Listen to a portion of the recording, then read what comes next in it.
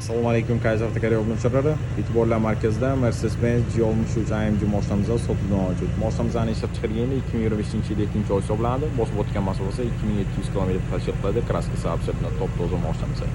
Hop, R21 razmerdagi AMG diski hamda perforatsionniy опорный тормозной sistema полный приводda harakatlanadi mashinamiz. Formatik AVD. Hop, kapotdagida V8 biturbo 4 litrli motor turibdi. Umumiy hisobda 585 tortuvchi mavjud hamda 9 pog'onali G-Tronic avtomatik korobkasi bilan jihozlangan.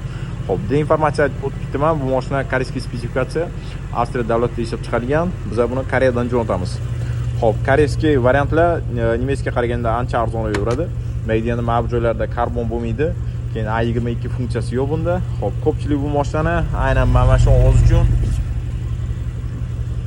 hamda mana bu ovoz uchun olishadi. Mashinamiz ideal holatda ko'rishingiz mumkin. Burmester audio sistema. O'zidan alohida klimat nazorati, informatsion tablo, multimedia rol, touchpad deysizlarmi? Hamda eng zo'r tomoni mana shu sport rejim plus.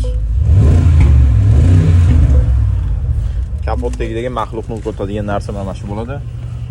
Orqa tomonlargacha ham ko'rsatib o'tib ketaman. Juda ham ideal holatda.